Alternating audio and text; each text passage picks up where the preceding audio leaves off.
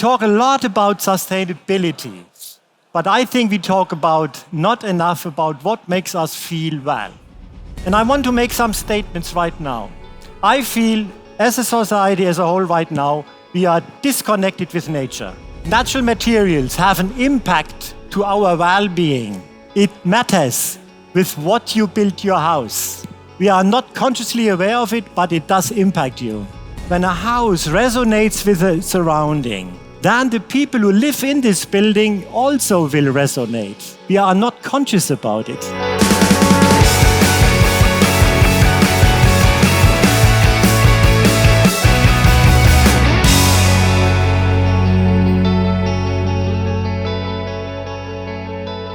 We can't have a private conversation.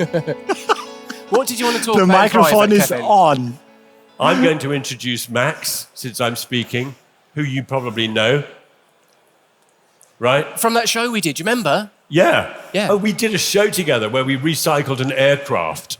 Supersized salvage, it was Not called. just a little aircraft, a major airliner. An Supersized salvage. A320 Airbus. An A320 Airbus, and we wanted to demonstrate that that it was possible to recycle all the bits you don't normally recycle. Yep. Engines, cockpit, glass, the pilot seat, the instrumentation, all the expensive stuff, all that, and the hydraulics and the landing gear, all that gets regraded, remodeled, rebuilt, back into all certified and back into the market. But the rest of it doesn't. And so we built stuff. Well, you did. I just watched. You did. No, you brought your toolbox one day. You came on a motorbike with a toolbox. I remember it vividly. Because I thought, that's brave. Anyway. It's just for effect, yeah. People are listening to this, by the way. Yeah. Should we... This is a session in which we're going to celebrate the work of Peter Huf. And you'll remember, as so many people do, the project we had on Grand Designs would be 2003 or 2, I'm guessing. The project where Peter and Greta Iredale built a HUF Haus, which was a beautiful thing. And the Germans came and built it, and then they went and it was done. And it was kind of like, is that it? Is that the story? Oh, and before they went, they cleaned out their van and polished the site toilet. It was an example about how to build properly and well and efficiently, building homes in factory using timber, using cross-laminated and engineered timber of the highest quality, and building homes as a result of the highest quality, which still to this day in the UK is the exception, not the rule. Whereas I guess where your family are from, Peter, it's more the rule. It is more the rule, but still we are exceptional in any regard, I think.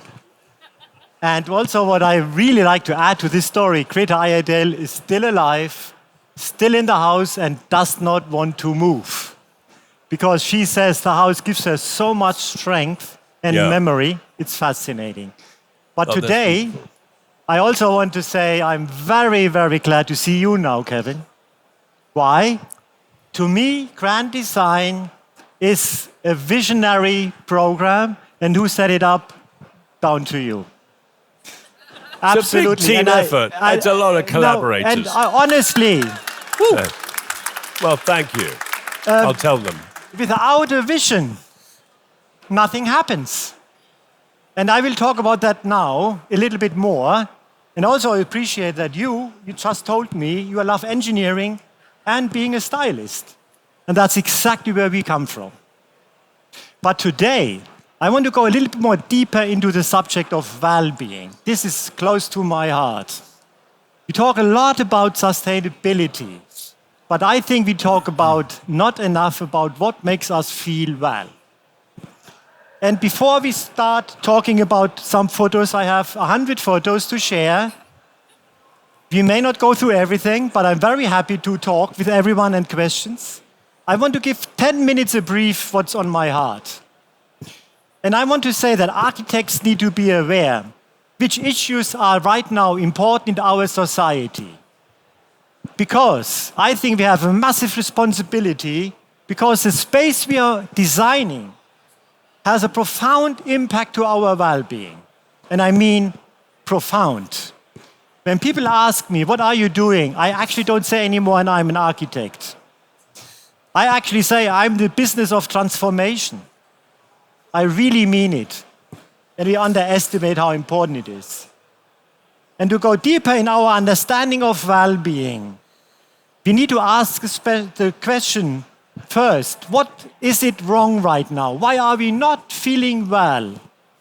And I want to make some statements right now. I feel, as a society as a whole right now, we are disconnected with nature.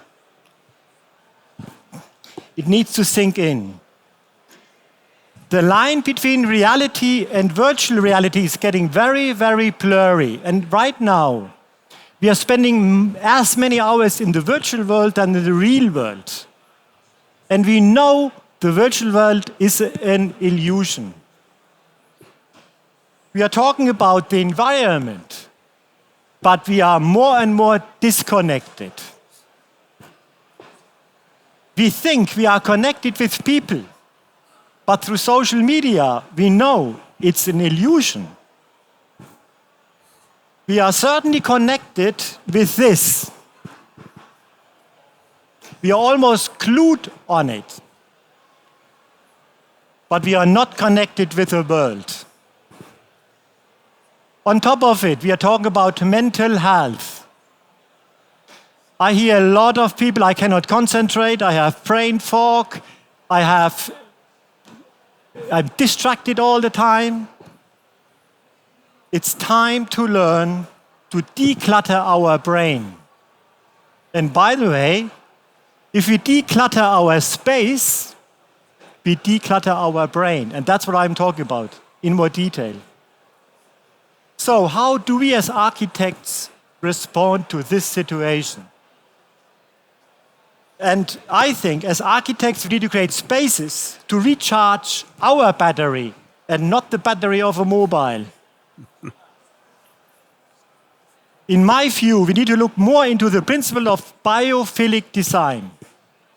Biophilic design raises the central question, what do we do as humans? What do we need for our well-being? It is a very simple but very important question to ask. So what does biophilic term mean? It means love for life or living systems. It's a concept developed by biologist Wilson. And he suggested that humans have an innate affinity to nature, and that being close to natural elements affects our health and well-being. It's very simple.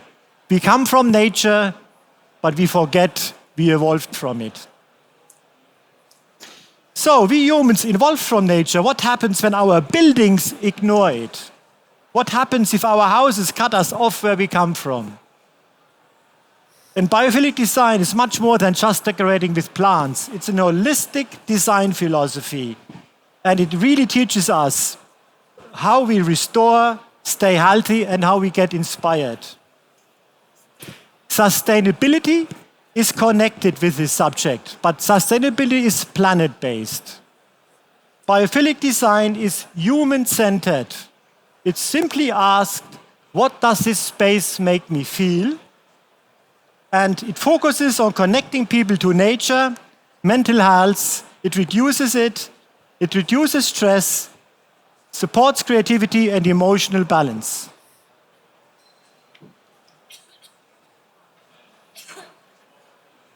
The question, what space works for me, sounds very straightforward, but you know what?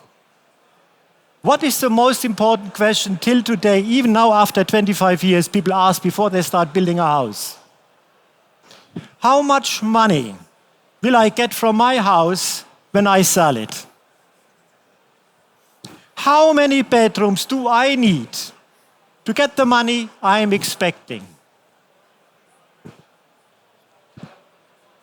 We think of our house first as a commodity and not space where well-being is the most important driver of our decisions. And I believe it is time now to be aware of it and change. Not another 20 years, I hope. And what has changed dramatically was COVID. That's where people all of a sudden now are seeing how important space is, because I spent many more hours in the house and many more people now work from home. We really need to ask the question, what makes me feel Well. And let me also talk first about money, because I'm not afraid to talk about money. Good design has nothing to do with money. Good design is an attitude. It's about creativity. And everyone is where they are in life. Small, big, it doesn't matter. It's about creativity. It's about what do I make most of my life I am in right now. For example, you can declutter your space. You can open your window. I have seen so many houses. The curtains are closed. The garden, the front, the back, no tender loving care. That's the first thing you can do. And what said Ms. van der Rohe? Less is more. We need to declutter. And now, I think it's time to go into more details. And I rather now start with photos. But if anyone has a general question, I'm more than happy. If anyone wants to ask anything. Okay, then let's move on.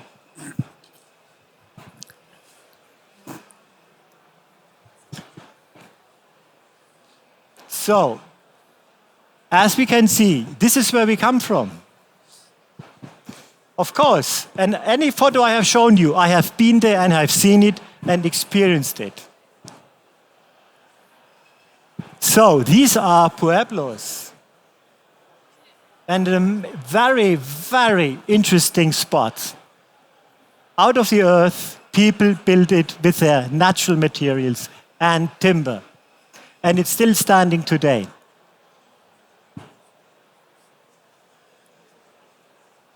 So what does that mean? Natural materials have an impact to our well-being. It matters with what you build your house. We are not consciously aware of it, but it does impact you. Alhambra, hundreds and hundreds of years old. We can learn from it. There is already biophilic design. It's nothing new. We need to revisit. And guess what that means?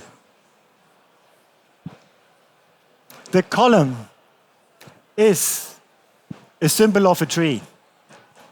The pattern are leaves, are natural elements, shells. Water, bring it close to the house. It reflects life.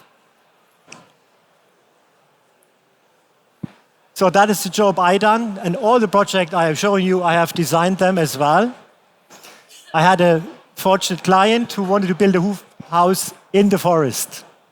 And here you can tell, lots of glass, of course, but it's a transition from the outside to the inside. Can you hear me? That transition from the inside to the outside is half the game. Because a lot of times, we are not connected anymore. And with a longer roof, you are making almost the inside and the outside together. Very modest, beautiful. Get some water, have some grass, a little tree, simple and perfect.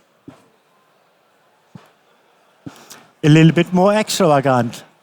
Essence is the same. Now, that is an amazing space. Whoever hasn't seen it yet, I highly recommend it. This looks like a forest to me. And they also knew already, use the water to cool down. Fascinating. And we lost that connection. Yeah. Yeah, it's not there anymore. I came across a building in the middle of the Sahara Desert in Iraq, which dates from, I think, 800 BC. It uses evaporative cooling, a little stream, and a chamber to make ice. It uses nature, it uses the forces of nature, and in the middle of the desert, to produce something that we can't do anymore. We have to use electricity. And you talk about stations. 800 years ago? Yeah, 800 BC, so it's 2,800 years old.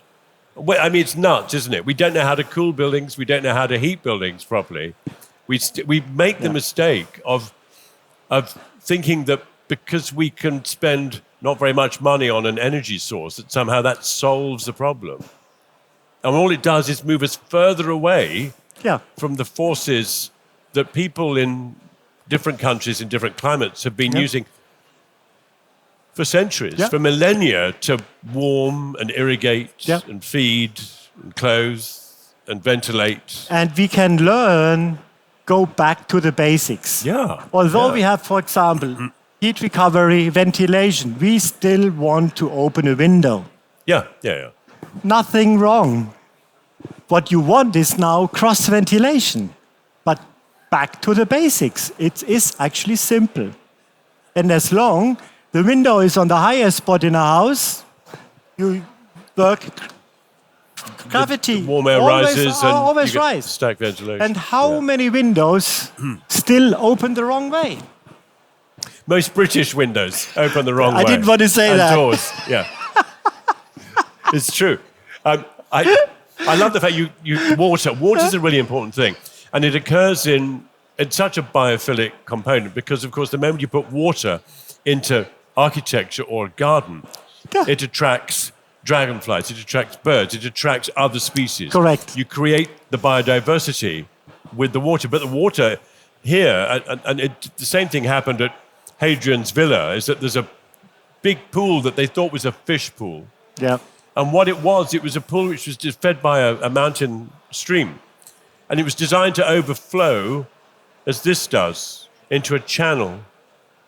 And it ran across marble. And as it did so, it evaporated. And if you understand the principle of evaporative cooling, which underscores how buildings across the world traditionally were cooled, with the sun and some water, you're able to chill a building by up to 12 degrees. Underneath this beautiful marble terrace that got cold was a walkway where the Romans could walk in the heat of the day, effectively in a refrigerated space with views out through an arcade. And underneath the pool directly were rooms in which they would keep food, cheese, milk, perishables, and they could keep it all cool. So this is like modern technology. This is what you're looking at here. It's beautiful, but it's also doing a huge amount of work. So here I love the pattern. Everyone sees something else, but I see the sun, I see a flower, and we just don't notice it. Now, everyone knows this house. Flanked right, falling water, I've been there. But I didn't see what I saw there 20 years ago. This man had already biophilic design in his gut. What did he do? He worked with the plot. The house itself is already a waterfall. I didn't see it that time, but now I can see it. And also he works with the environment. You think it's made out of the ground. And I just love that as an example. And that's where we can learn from. It's a lovely thing that so many of his clients bought a site and said, can we put the house on top of the hill? And Frank Lloyd Wright would say, no, we're going to put the house down the hill. Into the hill. Into the hill. This is a fascinating project. I've been there. It's the son of Frank Lloyd Wright. He was a landscape architect. And guess what he did? He did not put the chapel into the clear. He put it right into the forest. Beautiful. Magnificent. Upside down. The chapel used to be out stone. He said the opposite. I want to get inspired by the trees. This is a project I did in Cornwall. You can see the roofscape. It's trying to relate to the ocean. It's an abstract water wave. And that's what I mean when a house resonates with the surrounding. Then the people who live in this building also will resonate. We are not conscious about it. In the front, it's a one-story building. In the back, 2. And you can see how nicely it recesses into the nature because the glass reflects the green and it's less bold than the white render on the left and on the right. Here is an example of the garden. It doesn't have to be manicured. These wildflowers, more organic, better for biodiversity, and everyone is more happy and less work. Here now I show you. Before you go into the house, you connect with the ocean. And then you go to your bedrooms, down. And that sets the tone, sets the stage. You feel like almost every day at a holiday. You are really now connected with the tree in front of you. And it's not anymore a contradiction. They are together a scheme. Here I have designed a house that's a little more private on the front, but the center is open. And of course, that's my favorite subject is light. Always grew up with light. And what we keep forgetting, light is setting our rhythm of life. We all heard the circadian rhythm, which is the internal 24-hour biological clock. It regulates our sleep, wake cycles, hormone release, digestion, and body temperature. And we ignore it, or we do not take advantage of it enough. Large windows, large sliding doors, and see what the light does. It goes through the entirety of the house with an open floor plan, which has always been my passion. Open up the house, let the light flood your space, and you feel a different person. Bring the garden to the house. Enjoy the garden in every area of your house. A lot of people have a garden. Oh, it looks good from the outside. You are living with a house from the inside with a garden. Make it feel your garden in every area. And you don't have to have always squared terraces. The more organic, it's actually more exciting. This project is really in a nice location. It's in Guildford. It's actually, I got an award for it this year. It's by biophilic design. Now, a lot of people may say, oh, that's easy, it's in the forest. But you need to see what was there before. And that's what I mean. This house, okay, it's okay, but it does not take advantage of the situation. It misses half the game. It's not open. And I decided this as a very classic design for a retired couple who wanted to scale down. And I love when we say, I want to scale down. We call it right scaling. What is right for you? Rather than down. Yeah? Set in the green. And what I love about this one, the combination of the existing fence with a house.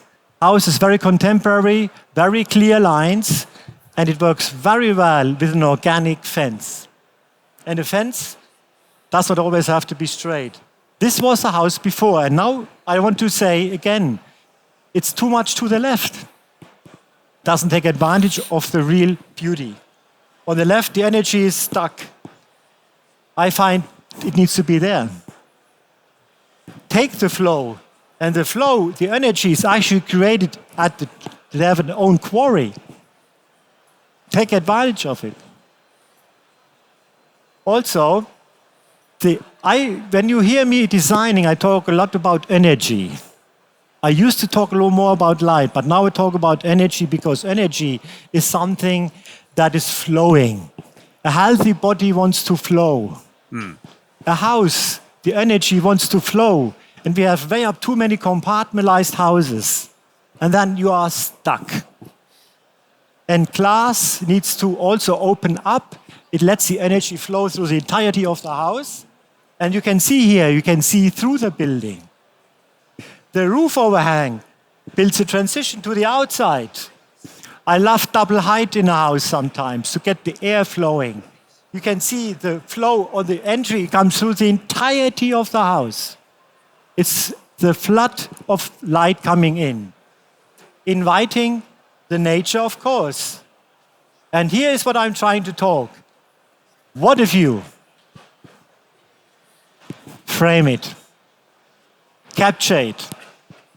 And I guarantee you, you do that, you are a different person when you live in this house. And they are so happy. Here, another example you mentioned. This is a biological pond, attract a lot of biodiversity. And why not building your terrace right next to it? You can actually go with the sun and do it. Or you capture it. It's an interesting point you make about right sizing. Most of us live in buildings which are bigger than, certainly people I know of my age tend to live in the houses that they raise families in and that don't move on. And so the house remains as this kind of cavern. And right sizing is an interesting idea because in these buildings, because of the glazing, you're making contact with the outdoors, with nature, with the world at large, with the sky. It gives you not just glimpses that you have to Correct. work for, but that direct contact. Direct. And that direct contact, it's like this argument about size equals space. It doesn't. You can create smaller spaces, Correct. Rather of a smaller size, but the sense of space can be hugely increased So by much more. contact. Yeah, So that means more does not necessarily be better. yeah. And the size, it's much more about quality over quantity. Mies van der Rohe said, less is more. Just be creative. Or hallways. How many houses have waste of hallways? I don't do hallways. Here is, I don't. When I'm in the house, I'm in the house. Yeah. And you go into a house and what do? You switch on the light. Even the sun is shining. Transition of space, outside, inside.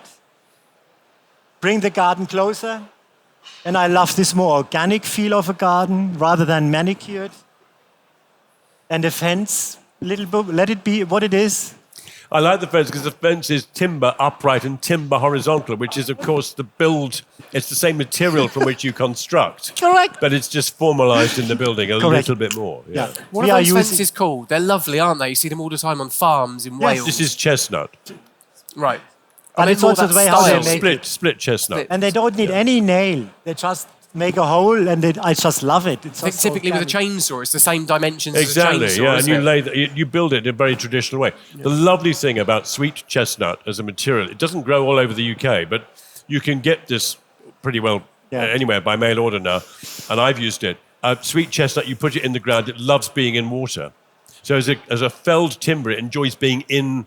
It doesn't rot in the way that even oak does in the ground. And softwood will go in 5 to 10 years, but a chestnut post will just sit there for decades. So we love timber because our family, my father was a carpenter master. Yeah.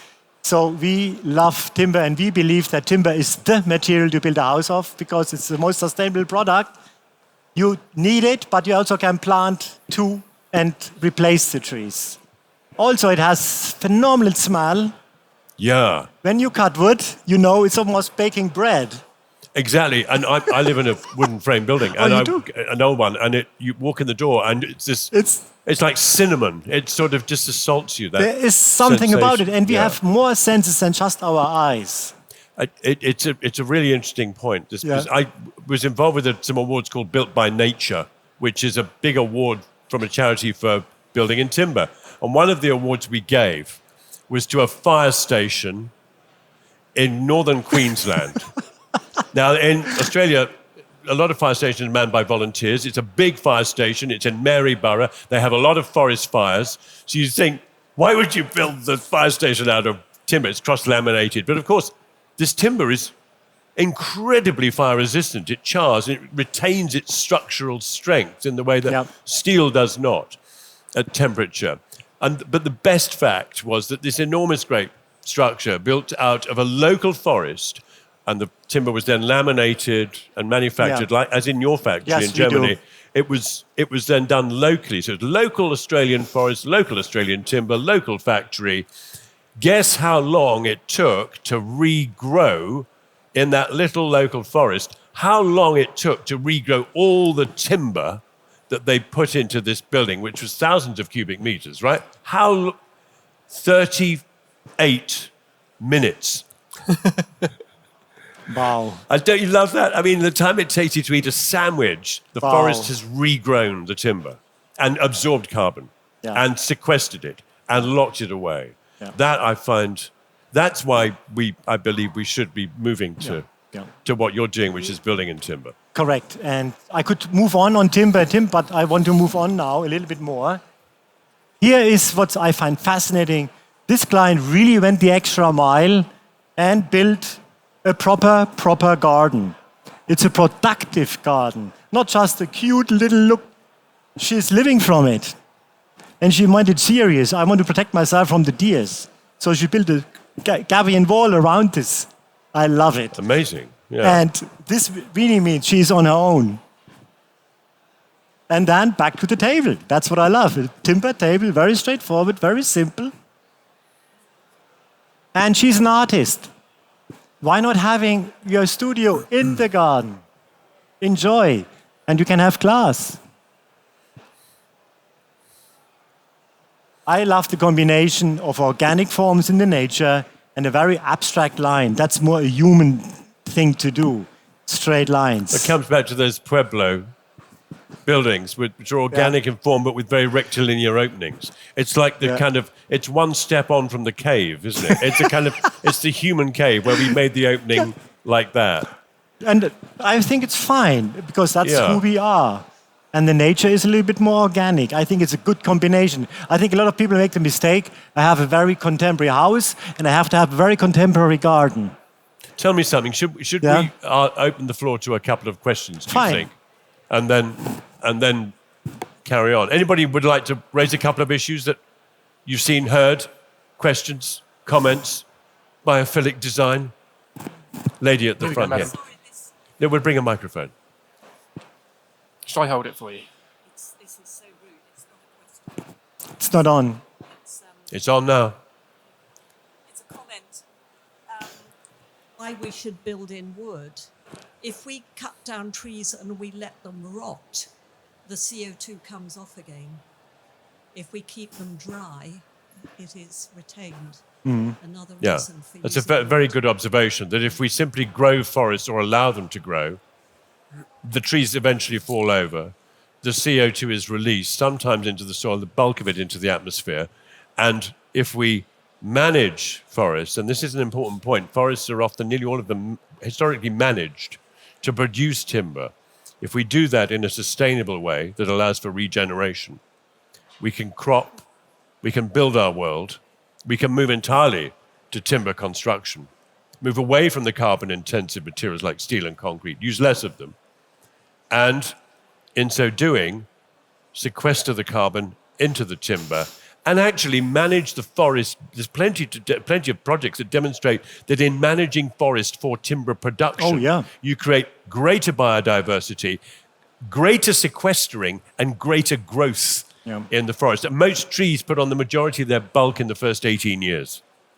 So it's the arguments in every respect, in terms of biology, in terms of biodiversity, and in terms of land use and material use in construction, is incontrovertible. I could go deeper into it, but one comment, very simple comment is, imagine how many seeds this dying tree had already planted and how many new trees planted to take the CO2. Nature is abundant. You think about positive, an oak tree, I mean, thousands every year. Yeah. Acorns 3 years ago, I could not believe it. I've got a quick observation, actually. As somebody who's completely unqualified in this sector, I've accidentally done most of the things you've just spoken about. I live in a 40-foot shipping container that's got a wall of bifold doors. What container? It's a shipping container. Oh, a shipping container. That floats. So loads of the thing, I've just done it naturally. I've been drawn to nature. I've been drawn to living on the water. I've been drawn to lots of natural light. So clearly that is inherent in the caveman instinct of a human, isn't it? I like when you say caveman. Yeah, I mean, me more than most. Yeah, but we all, that's where we come from. Yeah. We forgot about it. Yeah. And now you're back to, oh, really? And how does it make you feel? It makes me Living feel in happy, it. but also Glenda the goose that lives outside my houseboat, she's just as happy. That's the wonderful thing. You interact with nature. I had ducks in my houseboat the other day. And Yes. initially, I was like, what are you doing? This is terrible. Then I thought, this is beautiful. No, this is your home. This is where you live. This is amazing. I didn't kick them out. I let them stay. You have chickens too? No, not yet. They don't float as well as ducks. Can I want to just mention, I've been itching to mention this. I give a talk about, like you do with the Pueblo thing, right? Yes. And I have a photograph of a cave in Spain, which was inhabited 20,000 years ago. And it's the opening of the cave. And across the half of the opening is a stone wall with a beautiful edge, which I think is the world's first feature wall. A stone wall. I mean, literally, they've made a dry stone wall in the mouth of the cave. But the most beautiful thing is that slightly down the slope, 15 yards away, is a tiny cave, which was the dog kennel. So this is the essential components of civilized life. Talking about cave. A small joke, but a very deep wisdom of a Greek philosopher. Someone is sitting in a cave, and someone comes in front of it and says, I fulfill you every wish you want to. Just tell me what you want. What was his answer? Please get out of the shadow. The light is enough. Yeah. Back to the basics. There's a lot of truth to this statement. Beautiful. That's a good joke. So here is a more formal approach. Someone brought the water as a pool to the house. Or a small channel. Yeah, looks expensive, but the idea is get water to the house. I designed this house for myself. I am on a slope. I don't have a flat garden, but I want to get that. The walkway is reaching into the forest. Into the canopy, yeah. Yes, Yeah. out. Or I can, with an upside-down house, a lot of people think bedrooms have to be upstairs. Why? On a slope, have them downstairs. Have kitchen, dining, lounge. Get the light from the sky down to your dining table. Makes a hell of a difference. Just be creative. I designed the house, you can see through the entirety from the front to the back. And I can't wait to live in this house. It's not yet built. Oh, This is a rendering. But I'm looking forward for it. Another idea. A lot of people, I see houses where the garage is right on the house. And most of my clients, I advise against it because it does not give you enough option for light. As soon as the garage is on the house, it's dark. Have it in front of it, have it by side, and why not doing something beautiful? Use the garage for storage. You don't have to always attach it to the house. Less light. Someone was really serious with this project. You can tell. Someone was very much into Zen. Now you can tell, minimalistic, less is more. And I designed this house for 2 units. The roof comes down and you can see through the front and the back. So you are in the garden with a very traditional roof. And inside, you see the back garden, and you had, of course, brought the inside outside with another Buddha. This is a sample. You don't need much. Little items, highlighting, it's fine. But Kevin, you have to be somewhere else 7 minutes ago. Am I switched on? Okay. they turned the sound off. So Yeah. I have to be on another stage Seven you have minutes to. ago. 7 minutes Yeah, ago. so you're already late. Okay. So we are loving this. So can we continue without Kevin afterwards? Fine. And I'm sure lots of people Yeah. want to come and speak to you afterwards. But Yes. Yeah. I feel absolutely privileged to I actually have would witnessed rather that talk. stay Don't here. you? So I take it as a compliment that I took you 7 minutes away from Yeah, it. yeah. But I'd rather stay here. I'm enjoying this very much. We're looking at the same slides on the laptop. So I and, think I personally would like to say thank you. Wasn't that amazing? I thoroughly enjoyed thank that. you so much, Peter. As a young I'm going designer, to leave, and you can carry on. Yes. Bless you. Thank you. Thank you so much. And sorry Take to care. interrupt. As a young designer growing up, these two are like legends in the design world, and to have them both on the same panel, on the same stage, I think is just an absolute honour. So It's thank an you, Peter. absolute joy to be right next to him, I tell you that. So are you okay Yes, to I can continue keep without your going. wingman? Another 10 minutes and then If nothing fine. else, he'll stop interrupting you. Yeah. So, in essence, what I try to say is simplicity. One tree could be a beautiful ornament to enjoy. The rest is stone garden. Why not? Here is also, I live right now in Canary Wharf. What a vision. They bring the nature to the city. They transformed this lock in the last half a year, and they mean it. Timber decking. It's a joy to spend time outside in the city. You feel you are not outside, you are feeling inside almost. With the water. They produced green islands for ducks, for the biodiversity. They really mean it. And people enjoy more and more. It's not just the city. And what works outside works inside. This is the office of Google in the city. Water, trees.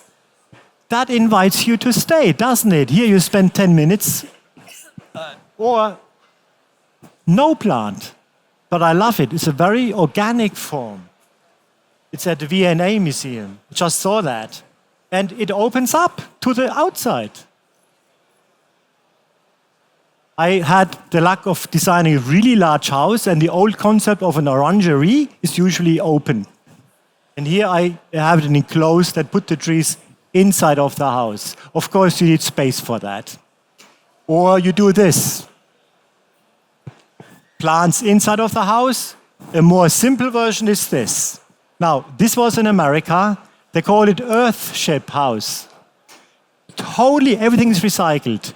The water, the sewage, back to the plants. Inside of the building, simple materials, bamboo, timber. Fascinating. I lived there for a week. I learned a lot. And you can go there. It's a community of 50 houses. It's in New Mexico. Beautiful location. And they look like natural hills. Set in the earth. I'm showing you to you not to imitate, but to learn from it. Open your mind.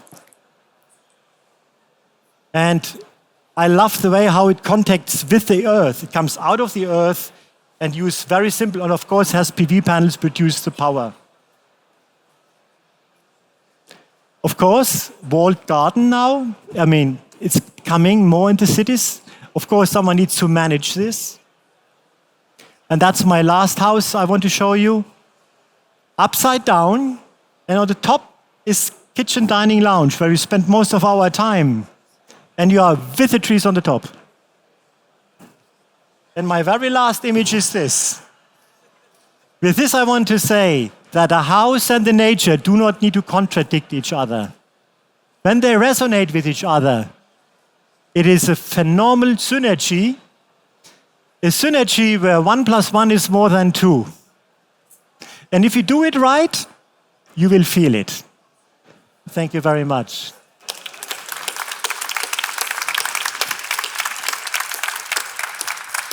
That wasn't to give a standing ovation, I just need to stand up. Thank you so much for attending Grand Designs. That was the perfect talk to end the first day. Yes. Your passion and enthusiasm for design is just incredible. You're all going to go home now, aren't you, and buy ponds and stick them in your garden and buy a few pot plants from IKEA. I hope you're feeling inspired from the show. Thank you for listening. Once more, a round of applause. Peter Huf. Thank you for listening and appreciate your patience.